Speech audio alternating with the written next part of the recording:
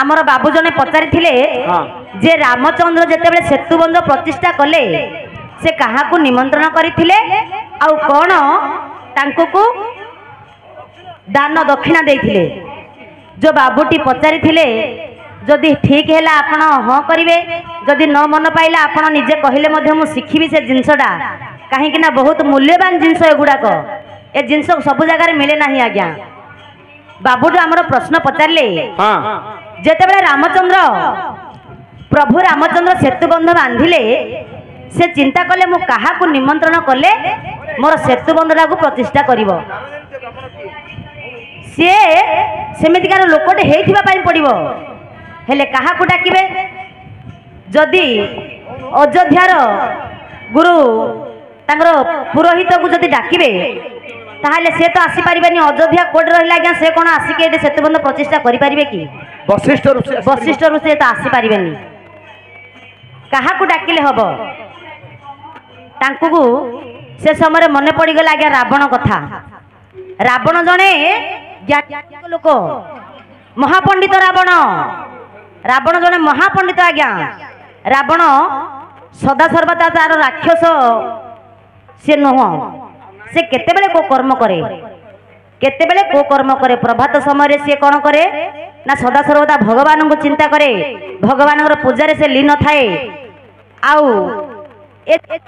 खरा बेले समय से रात्र हेले राक्षस पाल्टी जाए आउ दिन जाक सी ब्राह्मण कर्म करे से ब्राह्मण जाति क्यों कहते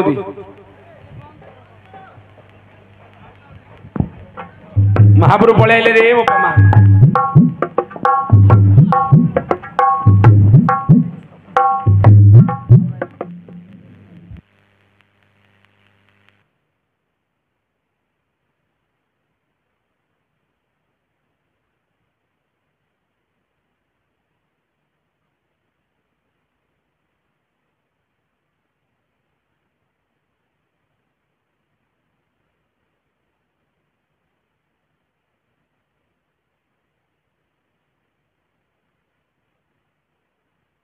काहाकू डाकिबी केमितिका ब्राह्मण दरकार ना जे केबे काहा ठार मध्य दान नै नथिबो एपरी ब्राह्मण मते दरकार काहा ठार मध्य से दान नै नथिबो एमितिका ब्राह्मण कि अछंती वशिष्ठ ऋषि को डाकिले तो से आसीबेनी से अयोध्या रे अछंती से आसी परिबेनी आउ स्वयं ब्रह्मा से मध्य आसी पारिबे नाही कहीं ना प्रभु रामचंद्र मानव अवतार धारण करछन से भगवान विष्णु से आसीबे नाही काहाकू डाकिले हबो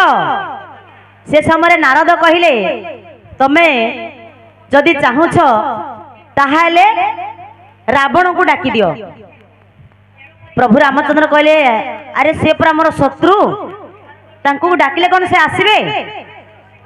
कहले निश्चय आसीबे ना काहे कि आसीबेनी रावण सदा सर्वदा आज्ञा तीनोटी कर्म से करती केतेबेले ब्राह्मण होती केतेबेले राक्षस होती हाँ आउ केतेबेले कौन करती से कौन करती रावण सकाळ समय से सदा सर्वदा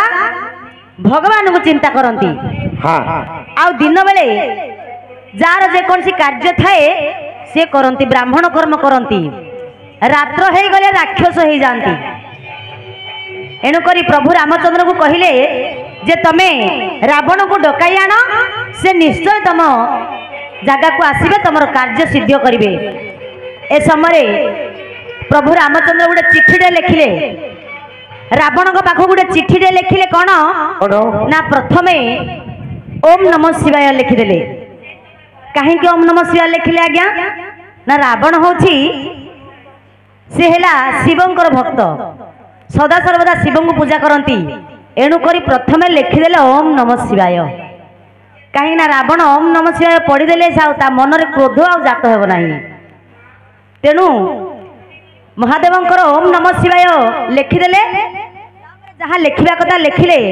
कहले महाशय बुझिब जे सेतुबंध प्रतिष्ठा करने मु आपण को अति आग्रह सहित मु निमंत्रण करुछि जे मु वर्तमान वनवास रे अछि कहीं राज्य छाड़ी देगिरी पळे आसी मो पाखे राज्य नहीं धन नहीं संपत्ति नहीं स्त्री नहीं मो पाखरे वर्तमान कहीं ना मु सर्वहरा हो जाइछि तेणु ए जो सेतुबंध प्रतिष्ठा रे जहाँ जहाँ सामग्री दरकार सबु जाक आपण धरिकी आसवे आज्ञा प्रभु रामचंद्र किमिति काम कले जहाँ सामग्री दरकार सबु धरिकी आसवे मो पाखरे किछि नाही। रावण टिके हसीदेला रावण टिके हसीदे कहला रावण चिंता कला रामचंद्र केते बड़ माडोटे मते मारदेले ना चांस मारदेले जहाँ को कहती हौ ठीक अच्छी जदि भी से मते निमंत्रण करछंती मु जीवी किंतु जहाँ जहाँ सामग्री प्रथम है आज्ञा स्त्री कहीं ना जेकोसी जाग यज्ञ व्रत कार्य हुए प्रथम रे निजर जदि स्त्री पाखरे नहांती ताहाले कार्य हेई पारिबो नाही। होमरे बसिबो किए प्रथम कथा सेरा लिखिचंदी रामचंद्र। एही समय रावण बुझी पाला जे प्रकृत रे रामचंद्र लिखिबार कारण होछि या सामग्री जहाँ दरकार तेणु करी सामग्री जहाँ से नबा कथा नेले सीता को मध्य साथी रे धरिकी गले हेले सीता को को प्रकार नेले आज्ञा सीता केबे परपुरुष अंग स्पर्श करी नाहंती परपुरुष मुख चाहि नाहंती जदि रावण सहित जीवे केमिति जीवे केमिति जीवे केमिति रावण कहिले सीता पाखु गले कहले तम स्वामी रामचंद्र सेतुबंध प्रतिष्ठा करिसंती आ मो निकट को चिठाओ लिखिचंती जे जहाँ सामग्री आवश्यक तमे धरिकी आसीबो सबु सामग्री सिना धरिकी जीवी तुमको जदि मु न नेबी ताहाले कार्य सफल हबो नाही।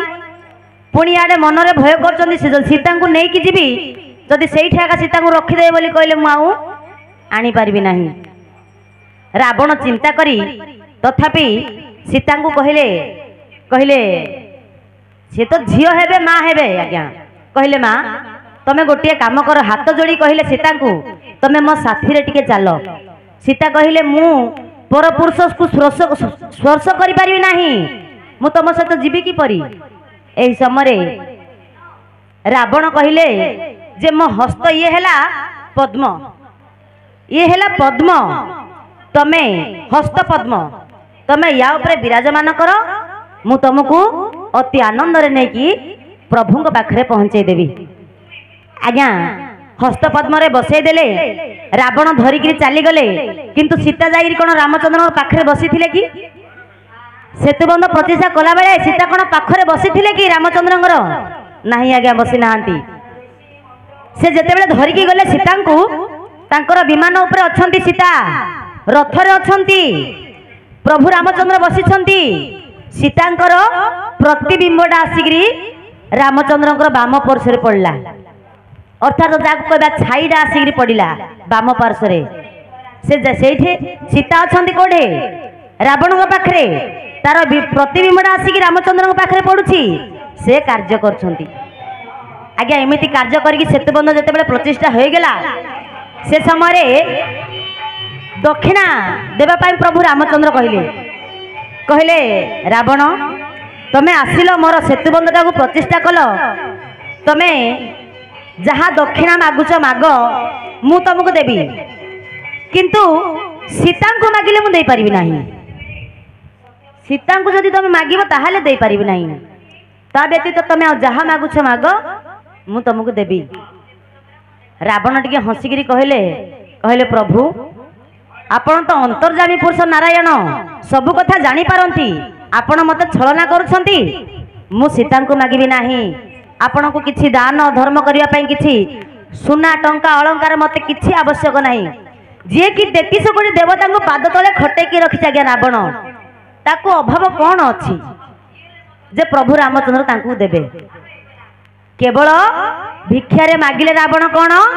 ना मुक्ति मते मुक्तिटा दब तुम पाखे जो ब्रह्मस्वरटा तमे साइतिकी रखिच सेटा केवल मो पई एका रखिदिबो काहाकू देइदब नाही।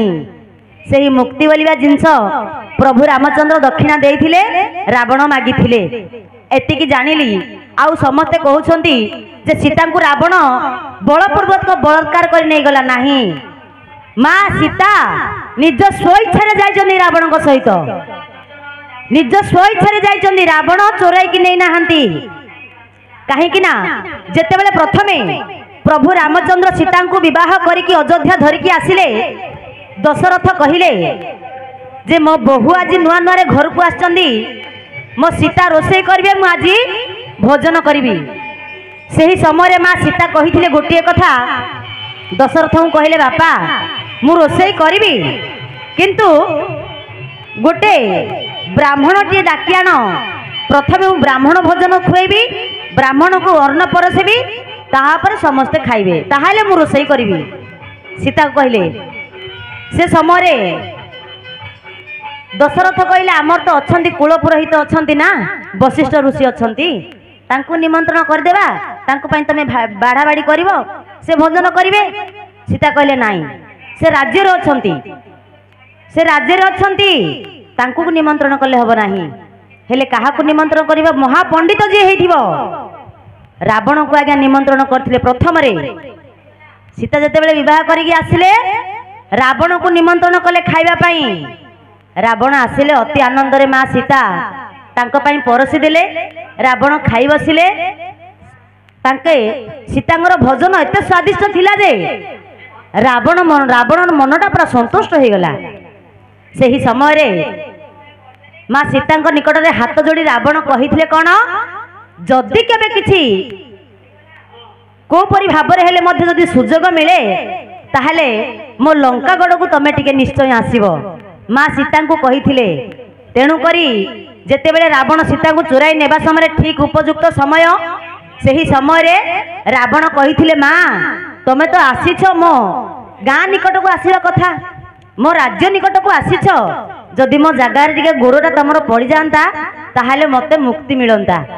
तेणुकरी सीता निज स्वइच्छा जाइथिले रावण चोराई नहीं नथिले आज्ञा केते गुडा गुप्त कथा गुडाक अच्छी किंतु सबु किछि जिनस तो आज्ञा आमे